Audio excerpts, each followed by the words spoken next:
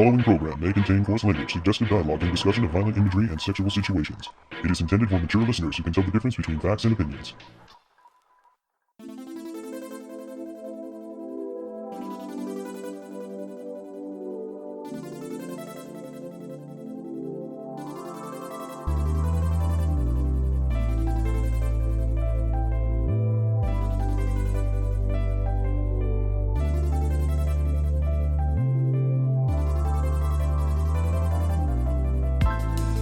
March doesn't seem to be the only thing coming in like a lion. A certain rooster also is given that energy on this episode of the Toonami Faithful podcast. I'm your host, Kuro, and tonight the only one with me is... Hi, I'm Steven. How are you doing? It's just me and Steven, though Paul will be joining us later, and we've done this before. So bear with us, folks. We're going to make it fun and interesting for you. Nothing really in the news to share except for one brief, albeit odd, schedule update. We learned 2 days ago, they dropped it on a Monday, which is already weird, but for the 28th, as in the end of the month, instead of Lazarus playing at 3 a.m., it will be the dub of Ninja Kamui. So yeah, that's a little weird, Steven. Yeah, It is weird to get it. Usually how it goes is it usually drops on a Friday at Friday noon. afternoon. Mm-hmm. Friday at noon, and my post for the birthday just goes up, and it's like, oh, just another thing, delay it all, do everything else and everything. But it goes up on a Monday, and it's like, why are you messing with me, Toonami? Not really, but it is a strange thing because I wouldn't expect it on a Monday, but I guess news is news, and so hey, yeah, they're gonna do something. Yeah, it's also interesting they chose to replace Lazarus with Ninja Kamui. I just kind of want to know what that conversation went like. It's all the same to me, Yeah. I don't generally stay up and watch the 3 a.m. slot. I was doing it when it was Sailor Moon, but it's not now, and I'm not incentivized to stay up and watch after Daima, really. Actually, not even after Daima. Because I didn't, so after One Piece, if I'm honest. So really, I guess it's kind of the same, I guess. Though I suppose, the rare audience member that just chimes in the middle of the night after a night of hard partying, all they want to do is watch Adult Swim, and they can watch Ninja Kamui instead of Lazarus. Yeah, let's go. Yeah. It was a struggle bus times when it was Primal for like the 5th time in a row, and it's like, not again. So I'm glad we're getting something different. Yeah, this is the repeat slot, and it's been that way for the past couple years. I do remember once upon a time we used to get something fresh at 3 a.m., but that was so long ago. I can't even tell you when that was. I know Sketch probably knows off the top of his head, but I don't. He would have chimed in. I am not the archivist quite like he is with the excellent memory. I couldn't even remember. I don't even know what I ate for breakfast this morning. Anyway, I guess then we can just dive into it. We're going to talk about Tokyo Revengers, episode 6. So Takamichi continues to trail Draken, who sees Mikey off after the hospital visit, and is vocal about determining he's going to find out everything about Mobius. We get to see a flashback into Draken's childhood. He says that his mother was a prostitute and he didn't ever know who his father was, and he was raised in a brothel. There's a scene where he's like getting a tattoo and he's in 5th grade. I just want to know what tattoo artist is like breaking the ethical bounds and working on a 10-year-old. Like all of them. Can we just talk about this for a second? Like what he's like making fun of the kid, like, yeah, he's in for a great career starting off with a tattoo in 5th grade. Dude, you're giving this is a child, a tattoo. Exactly. What? It does not make sense that he's given a child who is in 5th, 6th grade, something? I don't know. He's in elementary school if they're figuring this out. And it's like all 5th grader. And he puts it on the side of his head, which is like, I get if you would like to hide it under a sleeve or something like that. No, you're standing out. You're putting that thing on the side of your head. Where are the parents? Like Laser said, there are no parents in here. That guy was purely an adult doing it. He's like, yeah, I'll do it. And where did he get the money? First off, Yeah, tattoos are expensive. you know They're that not guy's charging an arm and a leg for it. they're not cheap. How does he even know this child? Like everything about this feels a little bit like, and don't get me wrong, the tattoo does look kind of cool. Like It it's does. like the Yeah. style is cool, and like it definitely feels like a signature for him, which Yeah. is like everyone's gonna see I'm tough, but Yeah. it's yeah, I'm just trying to understand like someone in their writing process thought like, yeah, and then this fifth grader gets a tattoo because he's so tough. Okay. Okay, anime logic. I was Anime following you, logic. but you lost me a little bit here. Mm-hmm. Anyway, yeah, the Samayama crew, who were the local gangsters at the time, and Draken is kind of one of their pseudo thugs. It's a little unclear the relationship is, but he learns about Mikey from them, and they say, "Go fetch him for us. We're gonna teach him a lesson." So he goes to meet Mikey, and he's kind of surprised by his very laid back demeanor. And he's like, "Hey, do you want to come with me to come back to meet these middle school guys?" And he's like, "Sure." He's really friendly about it. And he shows up there, and then the moment Mikey comes around, he does like a flying kick to the gang leader's face. Dude, that was a Kamen Rider kick if I ever seen it. That guy just jumped in the air too high and just slammed down on his face, and that guy was out. It was a pretty sweet kick. Yeah. It I and was I too. like I like that Mikey was like he's like, "All right, you can ditch these losers and just hang out with me instead." And I was like, "Yeah, I concur. These are losers." Yeah. they Yes. They they can't do a. asked him to go grab a kid to beat him up. Like, who does that? Come on. I I don't.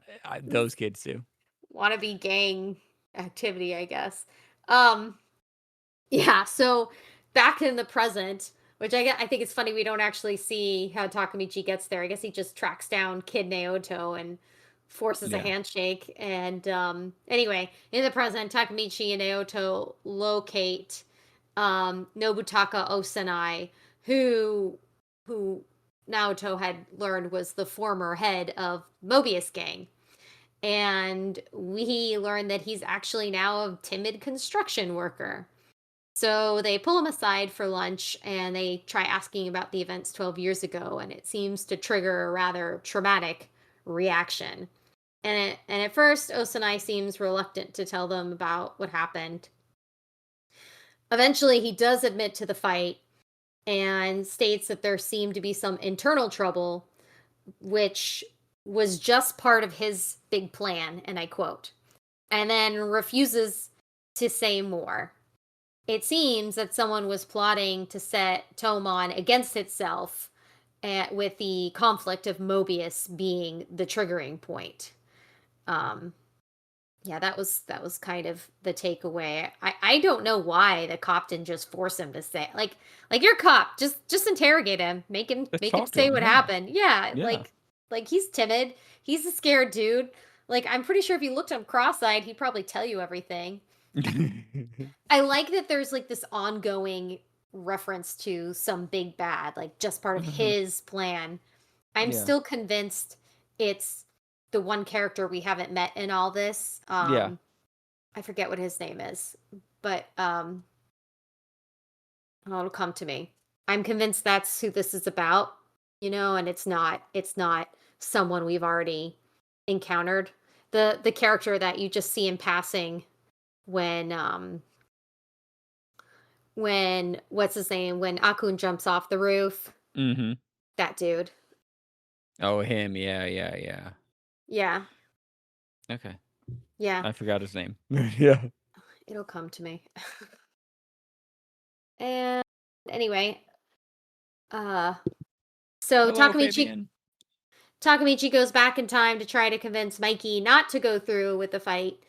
Um and the moment he returns, he's hanging out with his friend Akun, And it's kind of a peaceful moment outside of all the drama of the gang stuff. And he's just after the trauma of seeing Akun commit suicide, he just enjoys this moment with his friends and asks him what his dreams for the future are.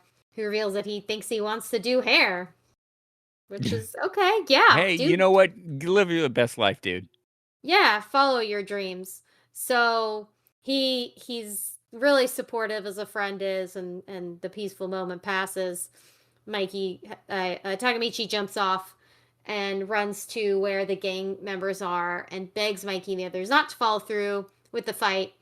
He tries to tell them it's a trap, but they refuse to listen, and Pa repeatedly beats up Takamichi, who emotionally pleads again. And he manages to convince Draken to try to talk Mikey into looking a bit deeper into Mobius, which causes a tense moment between the two. But before that can be explored any further, Osanai suddenly appears, not looking like the pathetic adult that we see in the future. He mocks the other gang members and then summons the rest of his gang, who are vastly outnumbering the Tokyo Manji members in the warehouse. And that is the end of episode 6. Where So, did they get those jumpsuits at? yeah. Yeah. Like, how much did that cost them? Like, how much thug money did that cost them to get all matching jumpsuits? And then the Like, one guy said, did they just order them? They put in an order and they get a discount for ordering in bulk? I'm just trying to understand how this works with the matching jumpsuit, or did they all just shop at the same store? it's like, did the one guy like say, I'm buying it in red because I think I get a discount if I buy like about 50 more. Yeah.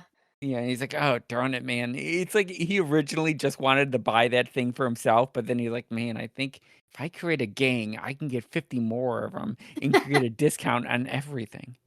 It's the fashion discount you didn't know you needed. So Yeah. build your own gang and you'll get 20% off matching sweatshirts.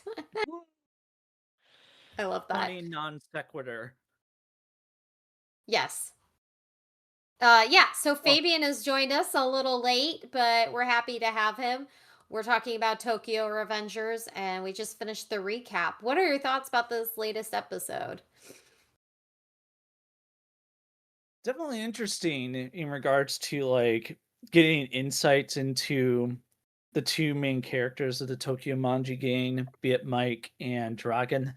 Um, Especially following up the previous episode in which Mike, excuse me, in which Mike was ready to start a fight, but Draken kept him in check. It was like, yeah, we are the ones in the wrong here. We are a representation of those who hurt this family's daughter, who's now in a coma. And it's really interesting that when Dragon hears, man, I'm bad with the names right now. What's our main character's name with the yellow hair? Takamichi. Takamichi, that's correct. When he hears him out and just suggests we should look into this game we're going to be starting a fight with, because if we're being set up, this could get bad. And Mikey immediately takes that as standing against him in the decision that was made, when that's not what he's doing. He's making certain that everything's going to be okay. So there is a bit of tension between both of their outlooks on any given situation. Mm-hmm. There is a interesting potential paradox here in that, the implication here is that, oh, this tension between Draken and Mikey starts here, except that was only caused because of Takamichi's interference trying to get them not to. So I think that and the fact that Osanai shows up early, things have already been set in motion that are changing what might have happened. So this is already a new past, a new future being formed in this moment. if things work the way they're supposed to and the time continuum, which they're being a little bit wishy-washy about the rules here, but that's okay. Anime logic, of course. Yeah. So this is what happens when you're dealing with time travel. Yeah. It doesn't Paul always has make sense. Paul has joined us. So, Paul, we're talking about Tokyo Revengers. What are your thoughts about the latest episode? Uh, yeah, he might have just fucked that up. He might have just fucked up the what he's trying to do by basically,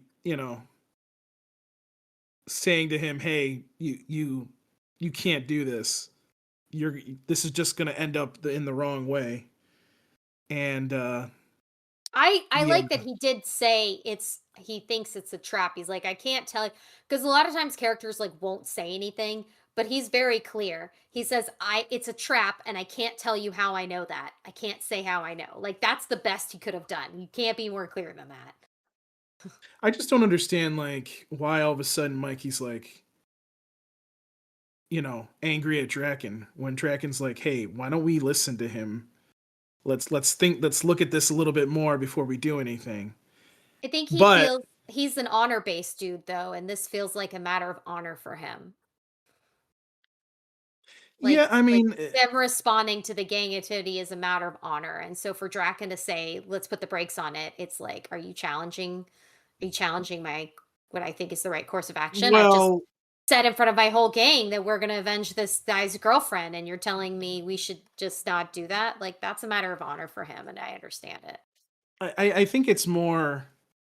I think it's more the um. What was I gonna say? It's more the fact that maybe I don't know. It's weird because it's like Draken and Mikey are basically best friends, but then for him to be like out of the blue. I mean, look at what happened. What was it like? Maybe 5-10 minutes earlier in the episode, they go to visit the. Oh no, that's the episode before that, I believe, where they go to visit the girlfriend there, who's in the hospital, and they're like, he had to tell Mikey to shut up because Mikey was about to beat the shit out of her parents, when Draken was right. You're in the wrong here. We kind of caused this. We didn't, but we kind of did. So you got to be respectful. But ironically, I mean, the other gang showing up actually kind of proves what Takushimi was trying to say. Like this is a trap. So for them to show up, well, it's a trap. It's definitely a trap. They showed up early. They knew what was about to happen, so it is a trap. Yeah. So I Kiseki, mean, that was the name that I couldn't remember. Kiseki. yeah. And thank you to Mr. AJ Tibb who provided that in the chat. But yeah, I mean, I think that kind of proved that Takashimi was telling the truth. Like this is a trap, Mhm. and that showing up early is a trap. Now, the interesting thing is how does this proceed from there? Like, does this, Yeah. do all four of them die? Are Does they like going to get murdered in a minute? yeah, I mean, That's the I really don't know. concerning thing now is like what is about to happen because Kuro brought up earlier how things have changed, but I'm wondering, is this not a change and this is just an undocumented event? That's possible. Yeah. It's It's possible. I it's mean, pretty alarming either way. but Mhm. see it could be a good thing in Takashimi's favor because it's like, okay, he Takamichi. didn't do this. Whatever. What were they calling him before? They were Takamichi is what they were calling him. Takamichi. That's what I was trying to do. Okay, so it's, but see that he wasn't involved that first time around. For all we know, I mean, he doesn't remember being involved. So what that leads me to believe is that maybe he is. This might lead to something in the change, but we'll have to wait and see. I mean, obviously Mikey doesn't want Draken to die, so I mean if Draken does die, it's gonna be really bad. So, Yeah. Mhm. you know. Steven, did you want to add anything about this episode? Um, trying to figure out like what's going on with like is Takamichi the one that breaks them apart? If he wasn't there, would they have gone further and then eventually fell apart? But is he breaking them apart sooner than he should have? Like there's some weird there's a lot of weird time shenanigans going on with this show. Mhm. And Takamichi's influencing stuff and everything. So things that, like you said, are happening earlier. But I do wonder if Takamichi's the one who is literally breaking them apart sooner rather than later, because there's some things in there. It's like he's knowing things that he shouldn't know, and then he's acting on those things. Yeah, I get that his mission is priority to, save his girlfriend and everything, but it's a butterfly effect. You're messing with things that you probably shouldn't be messing with. Yeah. Well, I mean, who among us wouldn't try to save our middle school girlfriend if we had the chance from keeping her to keep her from dying? You know what? True. Yeah. Yeah. Especially And when you go back in time and you realize, oh my god, I had it great. How did I Yeah. let this slip out of my hands? Turns out it wasn't that great. Well, she was pretty great. She's pretty Yeah. great. His life was not that great, but he got Mhm. away. So Yeah. that's the really interesting part about this kid is Yeah, that he did you manage to learned get how away. great she was. And what's really interesting is like how different he was back then. Yeah. She He- highlights one moment where he's acting nice and acting horribly. Yeah. So Here's something to me that I don't know if this is maybe a continuity issue or just maybe me being nitpicky or maybe it's just an unresolved plot point, but in the first episode Takamichi says, he's talking about his middle school life and how he thought it was great, and then he goes back and it's not great, and then he states explicitly like, "Oh, that's right. Yeah, it was pretty bad. We were treated terribly, and then eventually I managed to get away."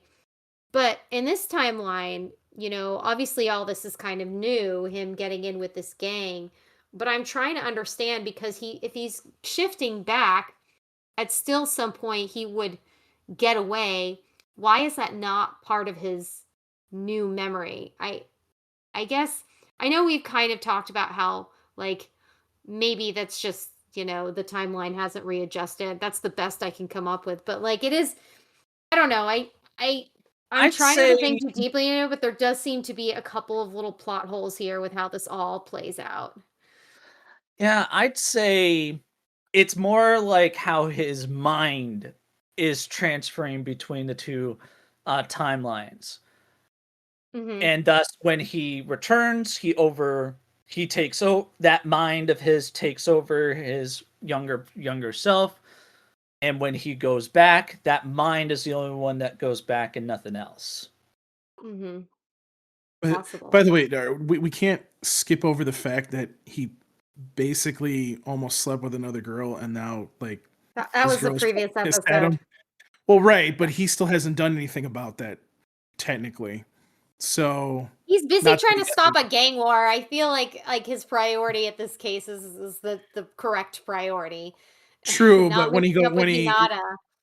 but in order to save her, if he pushes her away, that's not going to happen. Sure. I think that they're pivoted on the Mobius issue, and that's like the plot point that is the most prevalent one that needs to be resolved, and then he can get back in with Hinata. I mean, she knows something's up. She knows he's different sometimes, and I can see her being smart enough to attribute him being different to him almost cheating on her. So I guess Man, if I was we'll him and see. I found that out, and I would have left a note for my other self whenever I left and went back to the Yeah. future. Like, treat Yeah. her right. Yeah, no kidding. Well, Laser gave us a couple thoughts to share about this episode. Draken is the only one here with a brain. I can see how his death spiraled everything out of control. And props to Takamichi. He had balls of steel there, and I respect him for doing literally all he could to stop things. Mikey's just got to learn to chill, and losing Draken clearly robbed him of that ability forever. I really hope he can be saved, but I don't see how yet. It feels kind of hopeless to save him right now. Right. And so great notes, Laser. And on that note, let's move right along to Blue Lock, where I was telling Steven before you guys joined, I was tempted to see what happens next for the first time ever watching this series. I wanted to know the outcome. Things got interesting adjacent. So the team gathers and discuss their current standings, which reveals Team V is on top, having won both of their matches with the other four teams, and the other four teams each have just one win. Their next match is against Team W, who has the dynamic duo of the Wanima brothers, who are formidable as a pair working together. Notably, during this meeting, Kuwan is absent for the pregame strategy, and then he does show up, but a little late. He seems out of sorts from his bath.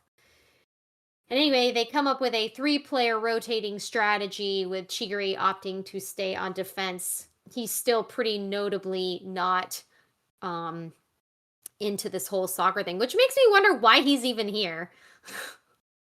He doesn't seem to really want to be here. Oh, that's right. He did say last episode he was hoping he would find his passion. Anyway, Team Z enters the match against Team W, with the weirdo eyebrow twins slicing through Team Z easily, initially, that is. They seem to know Chigiri, and they mock him about his injury and his glass knee. Lots of talking happens on the field and stuff, and then Kuwan scores the first goal. And then Kuwan does a jump shot and scores a second goal. And Team W just seems to be falling apart. And Kuwan scores a third time, putting them Team Z in the lead 3-0 for the first time ever. And however, when they get back in after the halftime, that lead is quickly dissipated because suddenly they just can't seem to get their shit together. Isagi notices that Team W is basically in a perfect position to counter Team Z's strategy, while also noting that Kuwan is intentionally making mistakes, allowing the Wanima twins to score easy goals for Team W. At that point, he correctly deduces that Kuwan is betraying the team. Kuwan then explains that he made a deal with the Wanima twins to allow Team W to win in exchange for allowing Kuwan to advance for being Team Z's leading goal scorer. Blech. And as such, they allowed Kuwan to score their 3 goals in the first half, and then he would give away the Team Z strategy. Ego's assistant and Ego, they're both watching the game, and she wants him to stop this, but Ego holds her back and decides he wants to see what happens. Now aware that the match is 10 against 12, Isagi scrambles to figure out a new strategy. So someone figured out how to game the system, it seems. I have to say, like, that is so devious and shitty, and it doesn't surprise me, but I cannot imagine Ego thinking that means that's going to create a good striker. Like, if you think about the overall, picture here, it's just someone manipulating the system. That doesn't necessarily mean that they're going to be good on the field, that they can lead a team. And I also foresee some long-term consequences to this, because now that Kuwan's given away, like, this team knows that they can't trust him. So going forward, they're never going to want to play with him. They're never going to trust him, regardless of the outcome of this game, whether they win or lose. They're not going to trust him again. And whatever happens, no other team would trust Kuwan either. So, like, this is a very short-term win strategy on his part. Not very... It doesn't seem to have a lot of foresight. He's just like, oh, if I become the lead scorer, I'll become the one who gets, better points for my ranking. And then even if you all lose, I can move ahead. But I feel like Ego's going to incorporate that, that level of manipulation. I don't know. What do you think, Steven? I think it's interesting. It's like he's basically a traitor, but he's like saying this is what you have to do to get ahead, and this is what I have to do to get. No, Mhm. you don't have to do any of that stuff to get ahead. He's doing it for his own motives. He has to. Yeah, sure, you have to rise the ranks of this whole thing, but I mean, you're doing it and you're giving the team secrets away. You're not gonna get far doing that because I know even in the real world, you know, they don't. It doesn't work like that. Look at the what was it, the 1913 Black Sox? It was the White Sox, but it's the Black Sox because they all betted on each other and they all like said they would win and lose and everything, and they gamed the system to try to like make money, and it's like you're not going to work out like this. He thinks he's going to get ahead. Yeah, sure. You might have a short term goal of getting ahead and winning and everything and all that. And I get it's about ego. And ego sitting there maniacally like Joker watching him on the screen. Like he's like, some Sure. super villain figuring it out. But Yeah, he I don't wants to know. see how this plays. I can understand ego not interfering because Yeah. for him this is all a massive experiment, and Oh, so for yeah. him the real He's loving challenge it. would be like, okay, if this team can figure out a way around this challenge, then that would make them more worth my, my attention. Yeah. So I can understand ego's position here, not interfering. That Mhm. actually is the only thing that made sense here. Yeah, and then the other thing is, man, that one brother has like alligator or scorpion like Oh eyebrows. my Like, god, the dude, eyebrows. like, is he sitting there like manicuring them or something? Like, you had to put some attention into that. You had Yeah. to. I know I get weird and like nitpick on the weirdest stuff because I see it, but it's like No, it your was hard to focus. avoid. It's They like were they were right there in your face. yeah, and I don't know. I don't know. I'm like, you're gonna go with Team W because of that, but I guess so. Yeah. Yeah. Paul, what'd you think about this latest episode? Sorry, my mute button wanted to play games with me. Maybe that's what he actually thought. He just didn't want to say anything. He didn't he has that's his only thought. No, that's not my only thought. Um, so first of all, he's an asshole. Holy shit. I mean, yeah. Um, Jesus Christ. Like, I mean, I understood. Like, I get his logic. Okay, so the last team that would face after this one basically beat the fuck out of the team they couldn't do anything against. I get it. I understand. But it's like, so what are you expected to be on this team that you're giving all the information on once you lose once your team loses? Like, I don't understand. Like, is that what his logic is? Because it's like, okay, that doesn't really make sense, but all right. Yeah. And then my thought, I had a thought about, well, he did say yes, whoever scored the most goals on the team would survive and move on. But I do wonder, he never said, like, okay, you have to do it this way, you have to do it this way. I do wonder if cheating is kind of like not one of the things he was okay with. I mean, obviously he wants to experiment, like you said, like he wants to see how this plays out because I Mhm. think he thinks that they're going to figure it out, and I think that they're going to figure it out too. Yeah. But I also am wondering, like, let's say that they win this game and they move on, does dipshit get kicked off? Like, I don't understand how that would Well, work. even more awkward if he doesn't. Like he imagined him staying, which I think he has to stay, and then suddenly they're not gonna play with him. They're gonna Well, they're gonna play keep away with the ball. They're not gonna give him the ball. They won't even trust, even if he were to score, they wouldn't trust that it doesn't come with at a price, you know? right. Nope. And to what Steven was saying, it's, to me, it just feels like even if they win this matchup, like, it's like, dude cheated. And yes, okay, fine, you scored the most goals and whatever. But I don't think it's supposed to go to that degree, because even though these guys did whatever they needed to do to get to the top, these other soccer players that they refer to, they didn't, as far as I know, cheat to get to the top. So there might be a fine line here where he goes, okay, yeah, no, this isn't tolerated. Get the hell out of Blue Lock. You know what I mean? So we'll have to see if that plays out. By the way, at least this is giving me some kind of interest in the show. Thank you. Yeah, Like, that was my comment too. I was like, oh, okay. yeah, Now yeah. I mean, go ahead. go on. No, it's okay. I was just gonna say, it's just up to now. Like, I've been like, okay. I mean, it's not. I'm not like super into it, but at least it gives me a reason to watch the next episode. You know what I mean? So Yeah. Yeah. Fabian, you're up. Alrighty.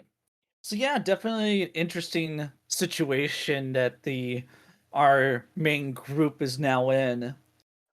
Down a man, and now, like, not just down a man, down by 2, because the man that they lost went to the other team. And it's really interesting to see that this is the guy, Kuan, who betrayed the group, because he's the one who's been formulating plans and strategies and keeping the group in order. He's been that leader. And now he's just turned on them. So it's like, what the most important guy on the team who kept the group in order has now left the group. In the next episode, how they're going to need to find like a new anchor to lead them, and hopefully Isagi is able to do it. Yeah. I would imagine it's pretty demoralizing to the team. Like, it's not just the betrayal, but just the admission. He straight up said he doesn't think that they can do it. This is the only way he thinks that he can move on. For this group, I don't see it as demoralizing. I think it will demoralize a couple of them, but a lot of them have a lot of strong egos, such as Meguru and Jingo. Jingo's the hot-headed one who's always yelling and mad.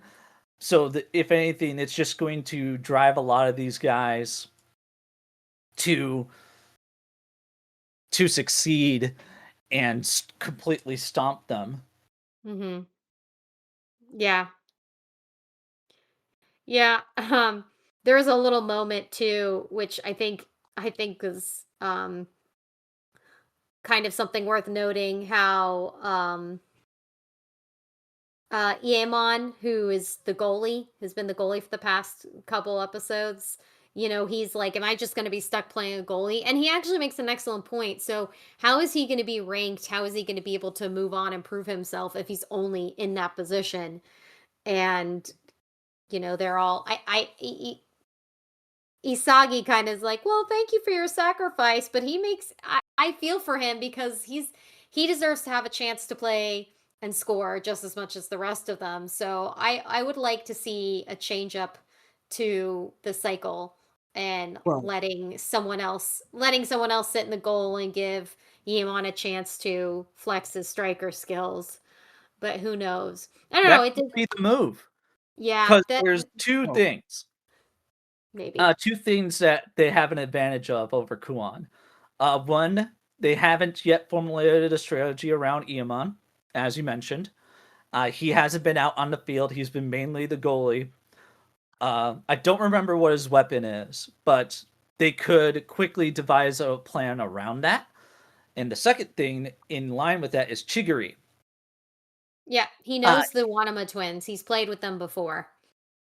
And he hasn't disclosed what his weapon is. So Kuan doesn't know what Chigiri is best at.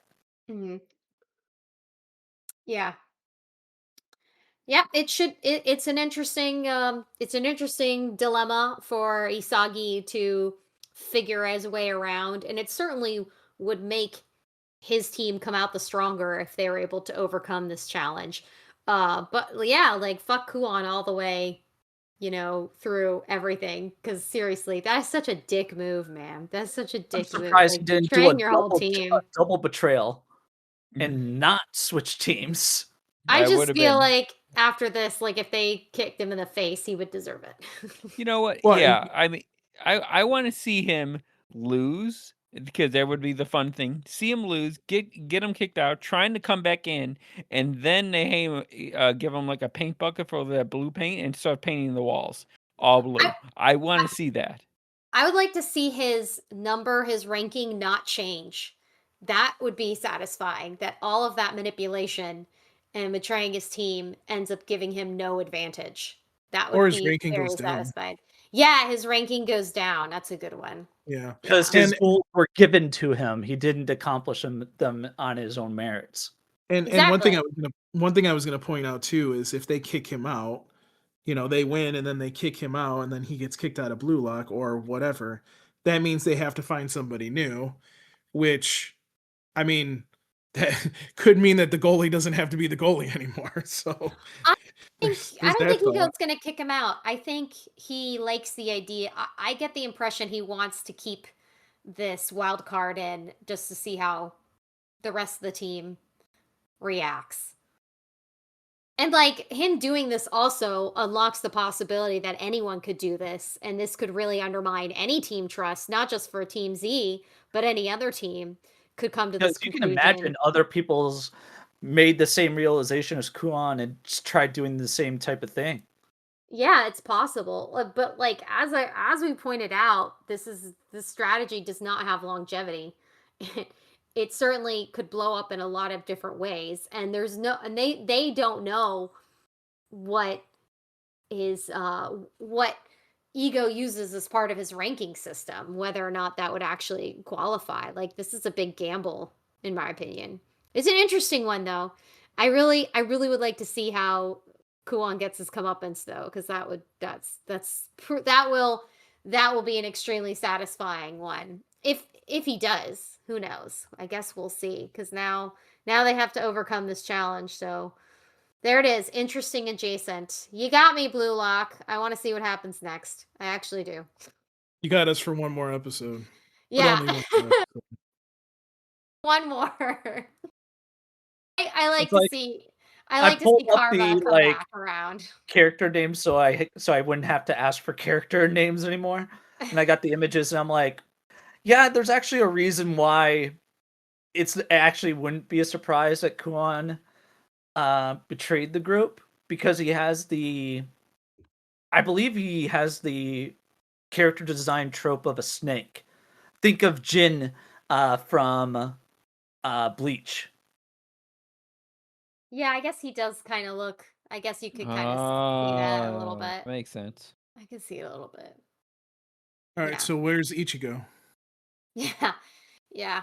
He's busy saving another Kunigami, world. the guy with the Let's strong not give shot. him extra tasks, okay? He can't save soccer too, and I don't think he can save Blue Lock, quite frankly. But That'd be funny if we had Ichigo playing soccer. that's not that. I feel like that's like one of those opening closing sequences. You know how sometimes anime will like do an opening sequence where they'll have the characters doing something that has nothing to do with the series. Like there's one for Tower of Jiraga where they're all playing baseball. It's a dungeon crawler fantasy series, but like the OP has the animation, they're all playing baseball. I'm thinking that's about the Bleach 1000-Year Blood War opening, in which everyone was just like in like everyday outfits, modern day area, and just a bunch of like creative cuts and sequences. Yeah. Sounds And like then sounds like Bleach. Ichigo's playing soccer. Maybe in another universe. Well, I think this is unless anyone has any other thoughts about Blue Lock, I say let's move on to Rooster Fighter. Yeah? Yes, please. Yes, please. Oh boy. Oh yeah. So here we are, the long-awaited series where a rooster fights demons. Episode 1, Rooster Among Cranes.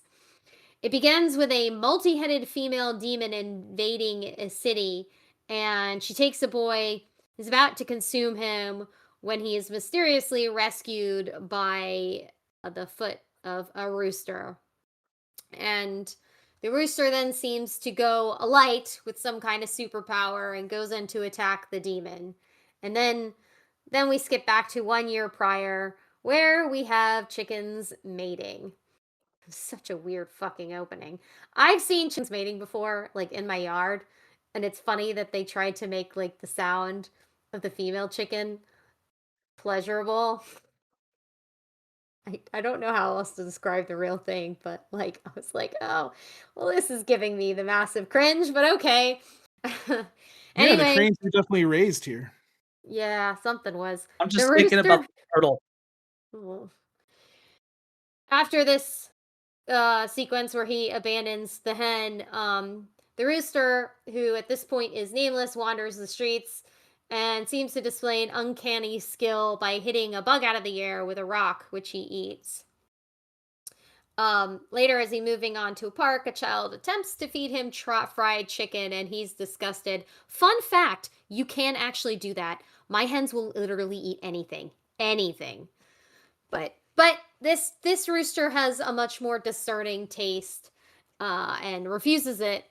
But interacting with the two children distracts him long enough for a pair of boys to snatch him up, and they're like, "What are we gonna do with him?" But he's able to escape quite easily from them, runs off into the yard of an old man who manages to save him from further indignity. And he feeds him the good stuff, seeds and lettuce, and takes a moment to reminisce about his deceased wife, which causes the rooster also to reminisce about his younger sister. We learn this because it's a hen shouting, "Big brother, big brother, big brother," as a demon is consuming her. And the rooster looks on helplessly. It looked to me like he was being held down by another creature, which is interesting. Something to remember. Anyway, back in the past present, an alarm goes off, or rather, I guess this is the present, not the future with the other demon. An alarm goes off indicating a demon has appeared. So I guess in this world, demons are a normal thing. Incidentally, the demon seems to have manifested through a disturbed man that was shown briefly, with his head against the wall while the two boys were walking away, with the implication being that the demon came from this man, that human beings are manifesting these demons. Anyway, before the demon can attack the boy, the old man throws himself to protect him, but his claw is recoiled, in fact, by the attacking rooster. And Rooster is very easily able to avoid the demon's attacks. He's very deft, and he's very dexterous and moves fast. And he gets the demon to smack himself several times before pecking him in the eye. And then he uses his finishing move, which hilariously was an imitation. I feel like this was completely intentional, of the Kamehameha, but it's called the Koke Koko, which causes the demon to implode. It's pretty nasty. The old man observes all this and tells the boy, or, well, in his own internal dialogue, he says he tells the boy, yes, that it was caused by a kind of sonar resonance, which it's like if you yell and you get the right frequency, you can cause glass to break. In a past memory, the rooster, after having witnessed the death of his younger sister, is able to break through his vocal limits and unlock this ability, but is still much too wounded to attack the demon. He does, however, note there is a mark on the demon's neck before passing out completely. Back in the present, everybody helps clean up all the demon goop post-attack before the rooster leaves to continue his quest for revenge. At this point, we learn his name, which is Keiji. He says he's a born wanderer and he never stays in one place. Hilariously, he tries to return to the coop where he's getting his business on, but there seems to be another rooster who is mating with the hen from the beginning. And so after staring awkwardly for a minute, he decides to just move on anyway. Meanwhile, elsewhere, a cross-dressing demon terrorizes another city, but this demon is defeated by a lovely armored hen. So there it is. It's weird, it's funny, it's visually appealing. What do we think about this? Let's start with you, Paul. What do you think? I know you really enjoyed it. This is fucking hilarious. I love it. Yeah. I texted Sketch when I watched it because I got a screener for it ahead of time, and I'm like Sketch, you need to know what's about to happen here after the intro song. He's like, no, I'll wait for it. And then after he watched it on Saturday, he tweeted out what he did, and I was like, see, I told you. Yeah.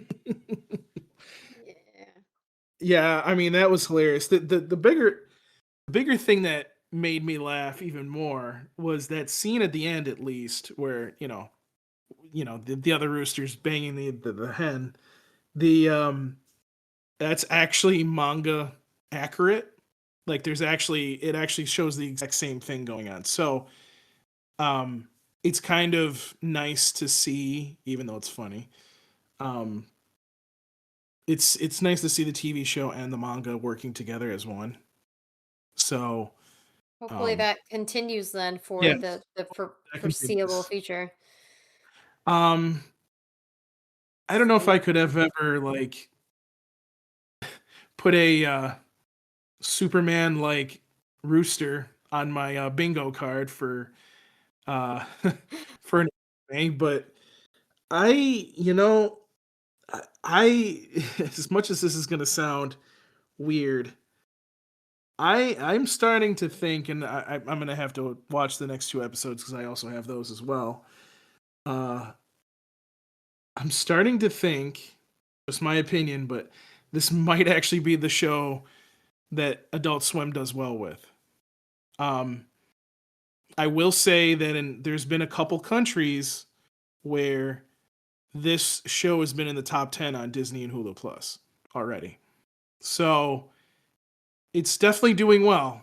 I don't think I've seen anything about it being in the top 10/15 of Hulu. So I Sean posted in the chat, Rooster Fighter got ranked #1 in Latin America and South America, Yep. Hulu and Disney Plus.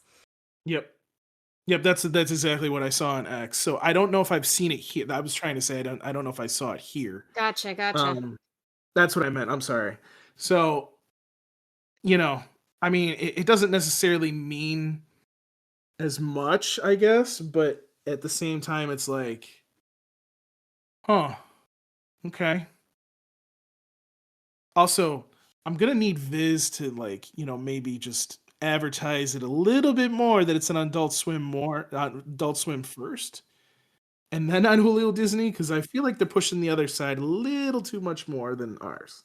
Just putting that out there because that's getting a little annoying. Um, I can tell you that I would not be surprised if this was on HBO Plus if it was in the top 10. HBO Max, I'm sorry. Because it just seems like a series that probably would blow past a lot of stuff that was on Max. So, I mean, I don't know if we'll ever see any numbers from what it's actually doing here in the United States, but it's getting a lot of buzz. So, I mean, this could be the show. And to be honest with you, I mean, if it takes this type of relationship for us to do even more anime, like what we were trying to do when Crunchyroll was under the same umbrella, I think I'm all for it. So I'm kind of hoping that this does well and it continues forward. As far as the episode 1 goes, Keiji is hilarious. Patrick Seitz was the perfect person to pick for this role. I'm very happy so far with it. He definitely embodies what this character is.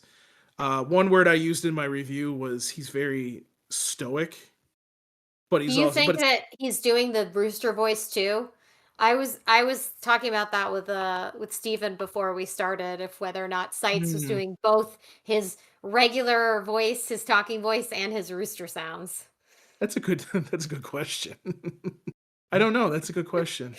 Maybe if we get to talk to the ADR director at all, that's going We to be should. definitely a good question to ask. I'm just dying to know if that's the case because there's a lot of rooster sounds, so I'd love to know who's doing those.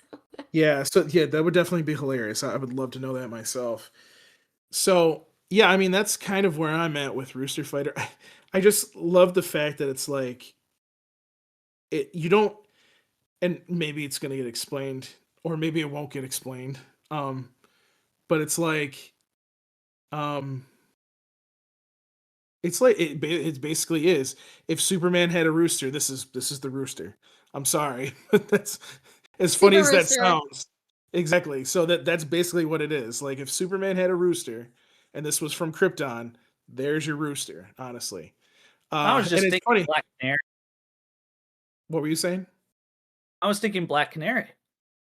Got the same Mm, power of voice. That's true. That is true. Yeah. I mean, he has super speed. He he has a super scream, so to speak.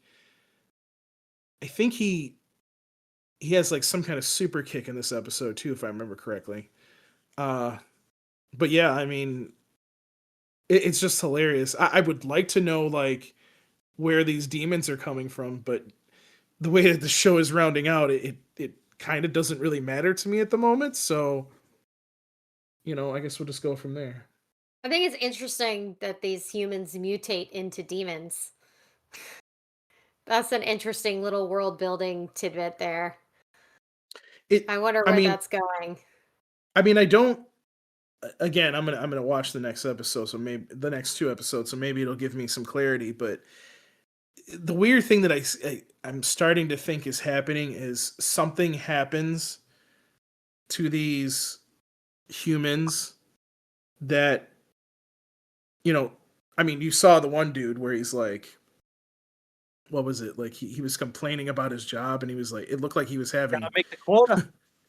basically like an anxiety attack, and then all of a sudden he turns into a demon. So I'm like, I'm wondering if that has some kind of connection and what that's all about. It's also interesting that that this town is ready for this kind of thing. So it's like, all right, so has this happened multiple times? I'm confused. So I yeah, wouldn't say ready. It is weird that they have an announcement, but I wouldn't say they were yeah. ready for anything. Well, I mean, they had an announcement, so you would assume that they're ready for these demons to, they have something in place to warn people about these demons, is what I should say. So Mhm.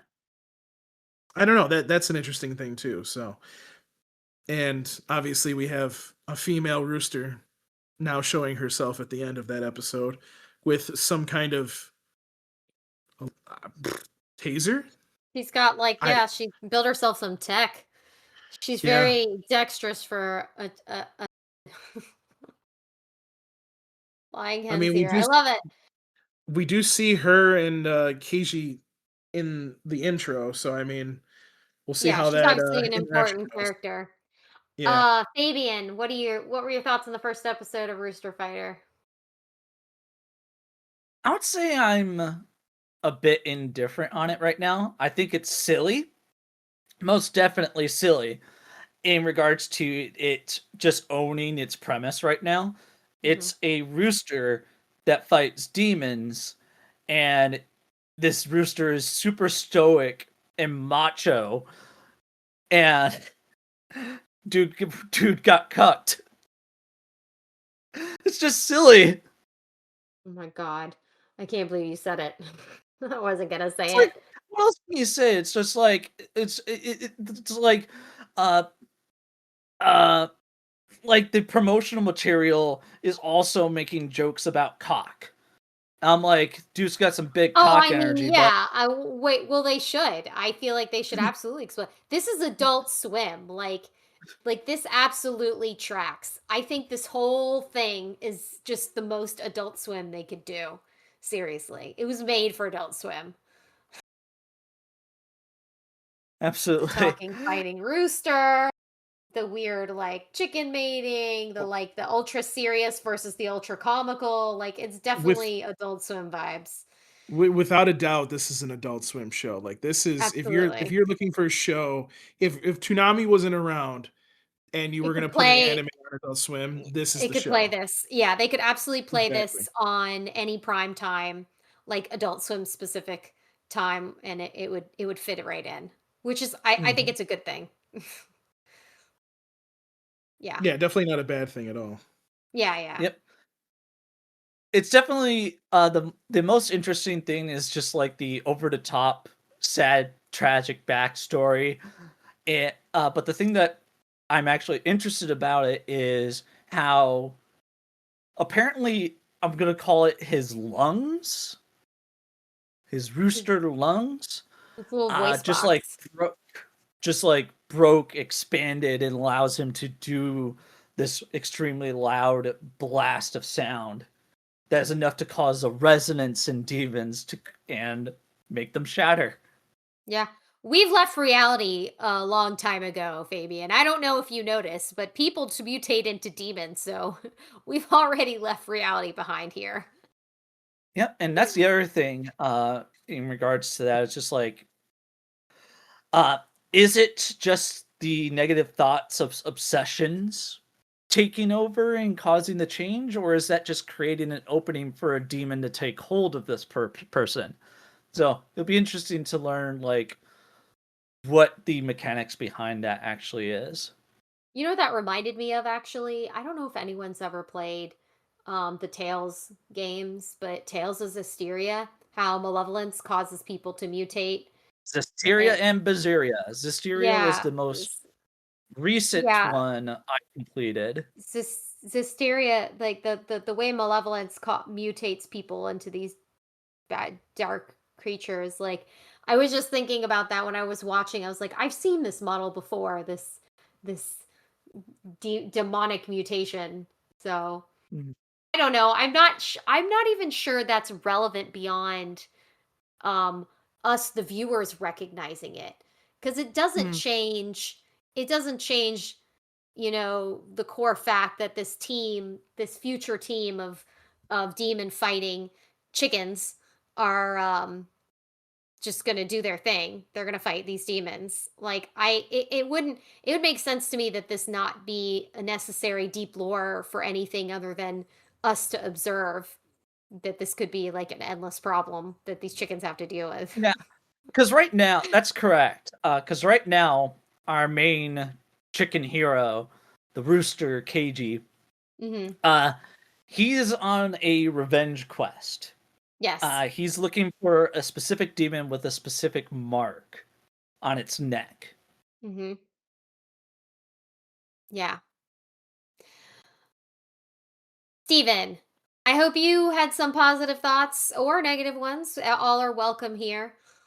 I loved it. I I don't think I like it's weird. It's like for me, I have to get into it and like to see like after the first 3 episodes, I'll Hmm. fully know what I think of it, but as of now, it is crazy and I think it is a fresh thing that needs to be on Toonami because Hmm. it feels like new and exciting, and yeah, it is a new show and it's world premiere and all that other stuff, but it feels like something other than like, it's still shonen, but it's like some weird like Pop Team Epic. I like that. That was weird about that. This is weird. It's something different than that normal thing. Blue Lock feels like that at times because it's you don't really get sports anime on Toonami, but it Rooster Fighter feels like something different. And that's what I like about it being on Toonami. Aside from that, the show is bonkers. Like you have a rooster going up against giant demons that almost look like something from Attack on Titan or something from, Blue Exorcist or something. It is it is crazy. And then how we can hear the chickens talk and stuff like that. The humans can't, which is makes sense, but then they're like the ending chicken carrying like this a million volt type of like thing, just shocking the heck out of a demon. It's like, what is this world?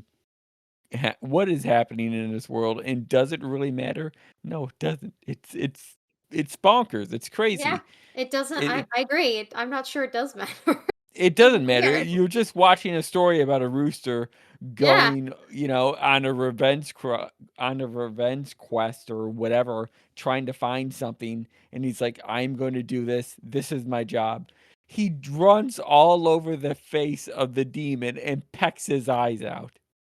Like, that is insane. He gets under yeah. his glasses and just pecks his eyes out. Like, what show does that? Like, you know. I don't know. I like it, and it's fresh, it's upbeat, it's weird at times. Did not expect the stuff in the beginning and the end with the chickens. I mean, it did not expect that. The first time they did it, I'm like, "Whoa, okay." The second time they did it at the end, and then he's all walking off, "It's time for me to go." It's It's like, gonna happen again too, just so you you you kn know. it's just Oh gonna keep on God. happening or something. Yeah, So, there's so That's when the bit.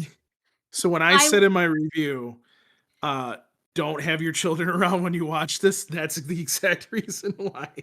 I mean it's natural, and I suppose any kid growing up on a farm would definitely see that happening on the farm. Oh yeah. Yeah, it's just weird to see it animated. I'm like, okay. And the noises she was making, that was the cherry on the sundae. She was definitely excited for that. He was excited. It was something. It was something. Crazy, man, but I mean, I don't know, it draws you in with enough story beats, but then the just nonsense that goes on, Yeah. that's fun.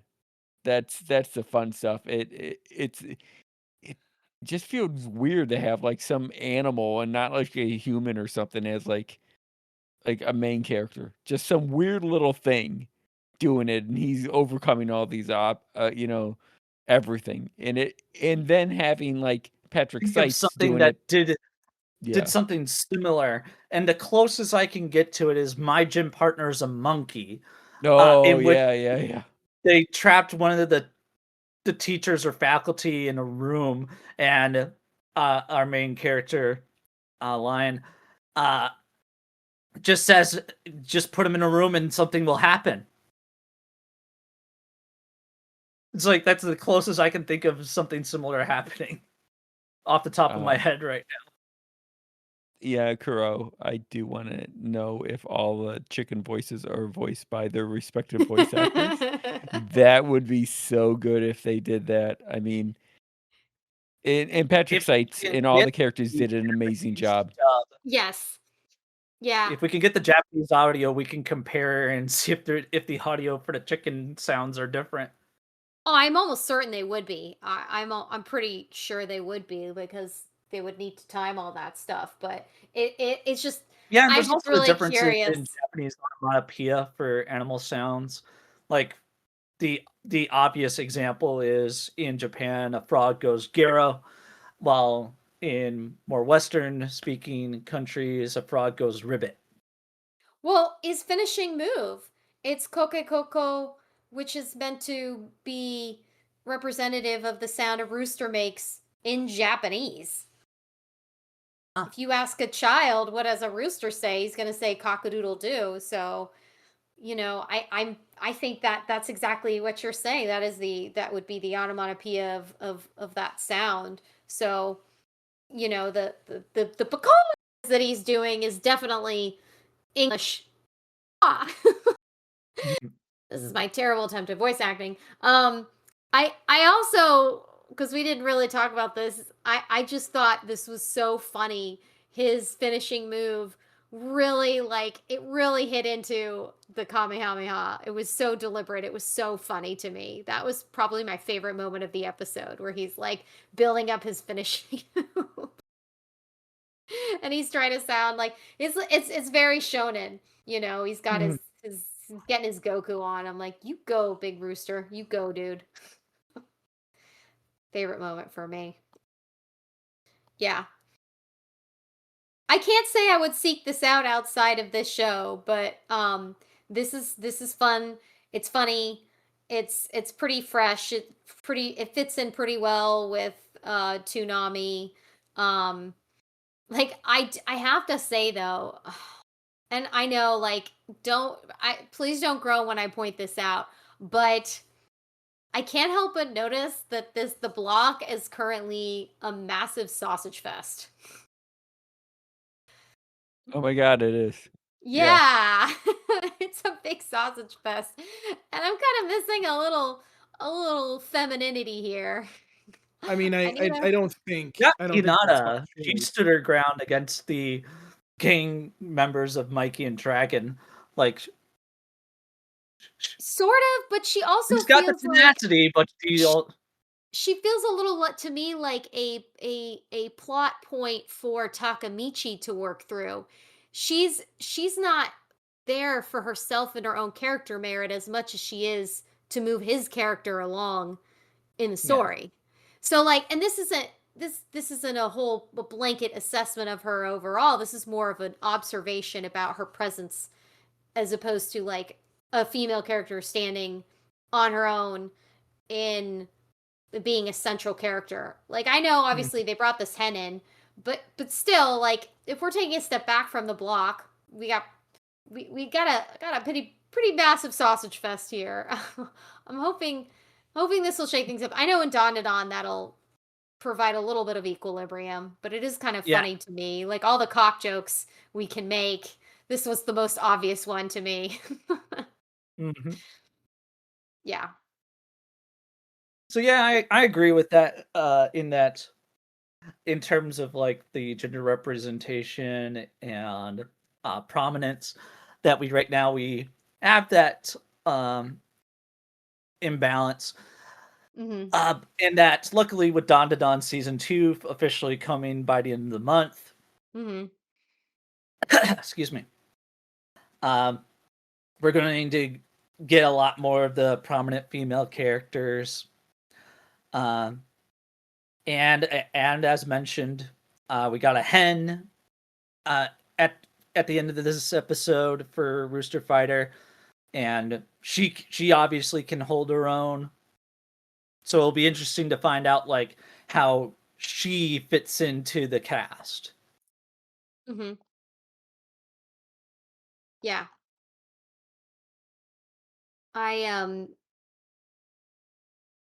It will. So just a reminder, we did not talk about Primal tonight because we're looking to wrap up the Primal season on its own episode. So no, we didn't forget about Primal. We just want to give it the send off it deserves when we have completed the series. So that'll be next week when Paul can join us, and it'll probably be recording on a different day for those of you who tune in live. But before we wrap this up, anyone have any final thoughts about Rooster Fighter that they want to share? I want more. Yeah. I'm ready It for seems- more. I may be indifferent. And I see its qualities right now, but I'm waiting to see what it has to offer. Yeah. Steven?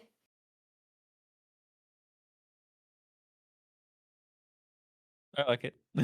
I mean, what else? It's a rooster fighting demons. I mean, he's doing some kamehameha, with Yep. his rooster voice. I mean, it's fun. It's stupid. It's something that I would like. I mean, if You shoot the I would, loot.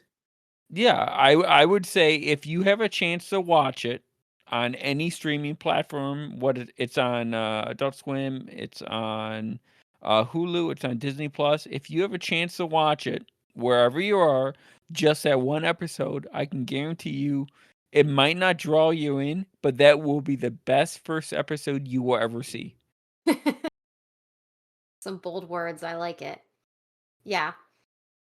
Yeah, I mean, I want to see where this goes. I feel like this is going to be pretty funny. I'm with Paul on this. I think that we have a lot of chuckles and laughs in our future, which is great. We definitely need that on the block. So, because because the Tokyo Manji gang has got us a little depressed. Even though the story's a big hook, it's a pretty sad story.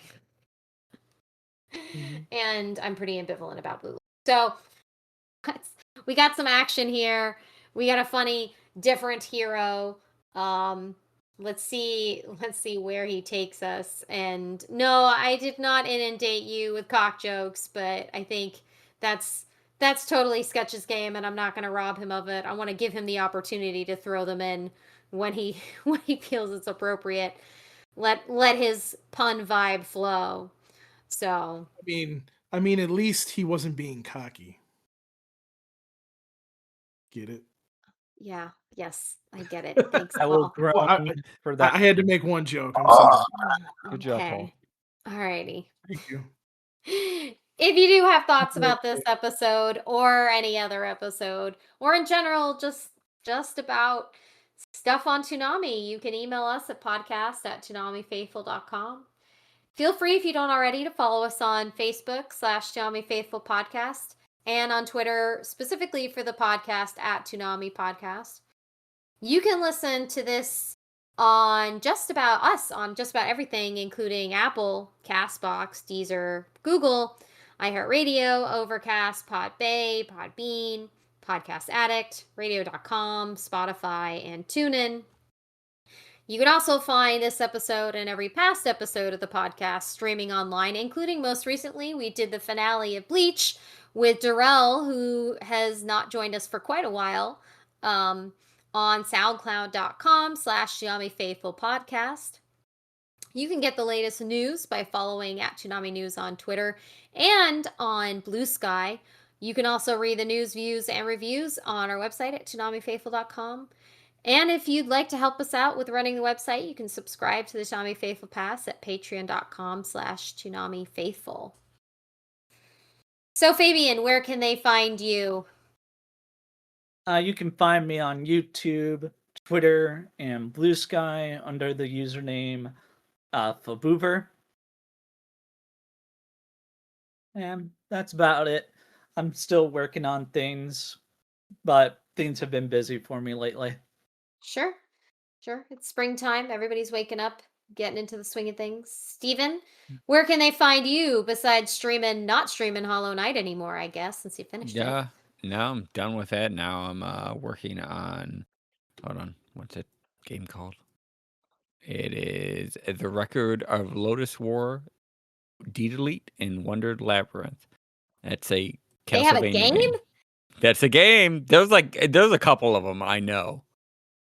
Damn, I know the show. I remember the show because it's beautiful. It's very memorable. But The holy game's shit. really, you need to play it. It's a Castlevania game. It So it's feels like really good. just like a dungeon crawler kind of game? Yeah. Okay. Yeah. Cool. Yeah. So Pretty where else cheap, do you I think stream in? That's about it as of right now. But and streaming this Toonami Faithful channel of the podcast. Aside from that, you can find me on like every social media platform. You want to talk about Kamen Rider with me? You can. You don't? I don't really care.